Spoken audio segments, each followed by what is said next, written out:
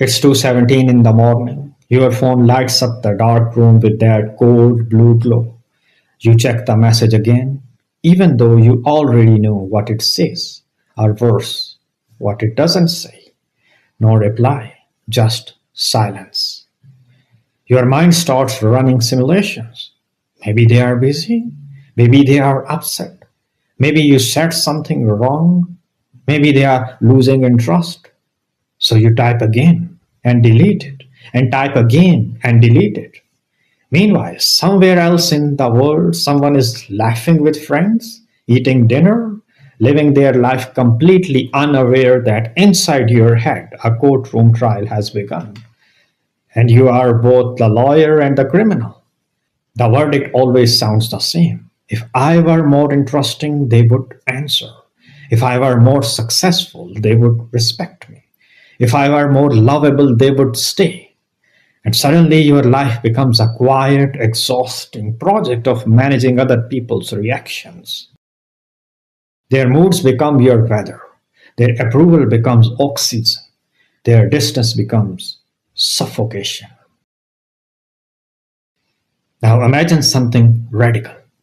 Imagine someone leaning across the table, looking you directly in the eyes, and saying two words that feel almost forbidden. Let them. Let them ignore you. Let them misunderstand you. Let them doubt you. Let them judge you. Let them leave. Let them choose someone else. Let them. That idea sounds almost careless until you realize it might be the most psychologically liberating idea you have ever encountered. This isn't a motivational quote, it's a central provocation behind a deceptively simple idea explored by Mel Robbins in her book, The Let Them Theory. The engine driving this idea is brutally simple.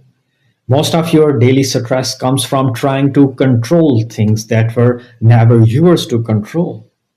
Other people's opinions, other people's choices, other people's loyalty, other people's timing, and the exhausting part isn't that you fail to control them. It's that you believe you should be able to. The human brain is wired for prediction and influence.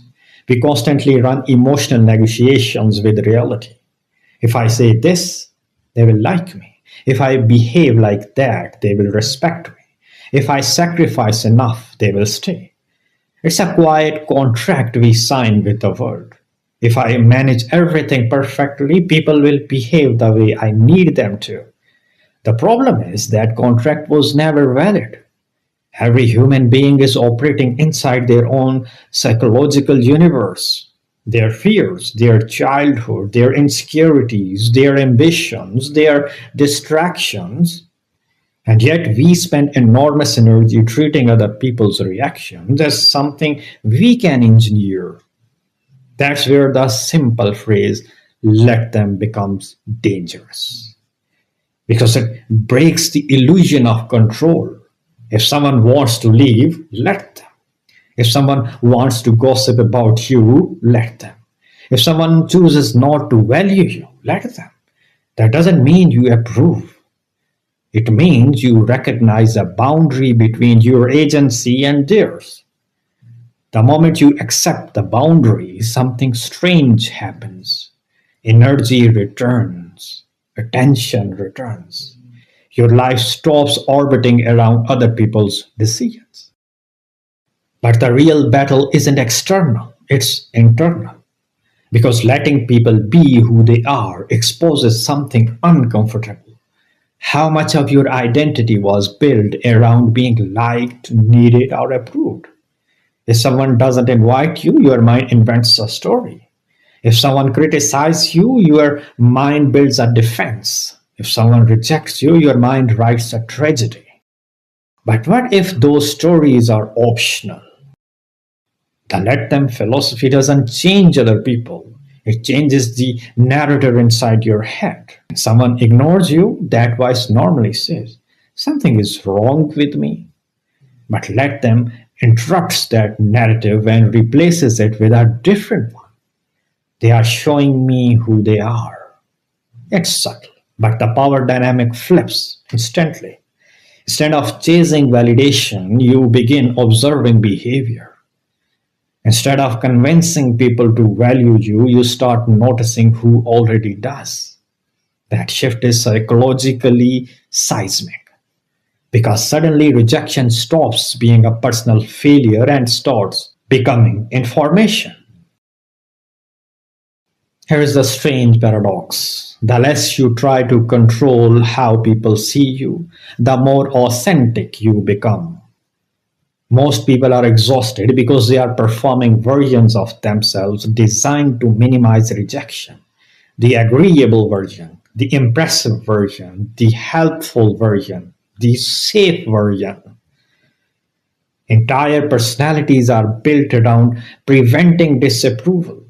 But the moment you say, let them, that performance becomes unnecessary. If someone dislikes you, let them. If someone thinks you are strange, let them. If someone underestimates you, let them. This isn't apathy, it's psychological sovereignty. Your emotional stability stops depending on consensus.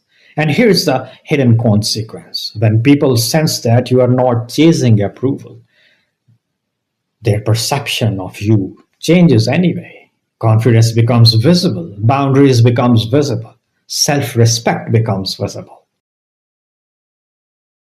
Modern life has quietly amplified the opposite habit.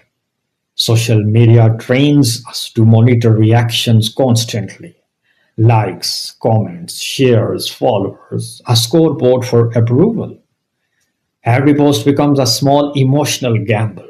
Did people respond? Did they notice? Did they validate me? The result is a population that is hyper aware of how they are perceived, but increasingly disconnected from who they actually are. The let them idea cuts straight through that noise.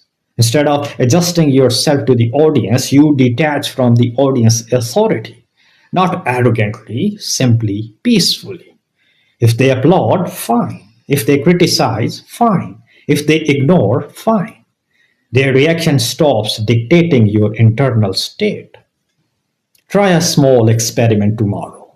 Send a message to someone and don't check if they have replied for hours. Share an opinion without editing it 10 times. Say no to someone, to something you don't want to do. Then watch the anxiety that appears in your mind. That anxiety is the withdrawal symptom of approval addiction. And every time you resist it, something inside you grows stronger.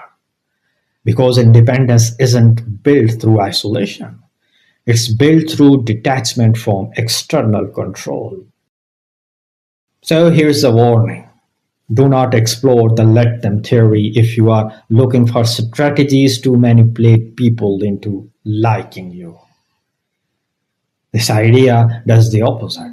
It dismantles the entire project of managing other people's perceptions. The writing itself is direct and conversational, almost deceptively simple, but the effect is destabilizing. Because once the idea enters your mind, you start noticing how often you try to manage reactions that aren't yours to manage. The book becomes less like a guide and more like a psychological mirror. Every interaction becomes a small test. Are you trying to control them? Or are you allowing them to reveal themselves? So here's a question I will leave you with. What would your life look like if you stopped negotiating for approval?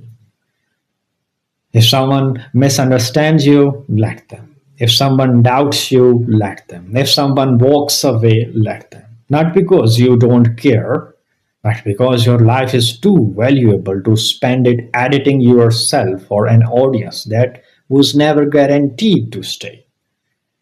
And maybe the real power of this idea isn't that it changes how people treat you. Maybe it's that it changes how much power you give them in the first place. So I'm curious about something. Think about the last situation that kept you awake at night. The message you analyzed, the opinion you feared, the rejection you replayed in your head. What would happen if just for a moment you said two words to yourself? Let them. And if you are brave enough, tell me in the comments, what is the one situation in your life right now where those two words might set you free?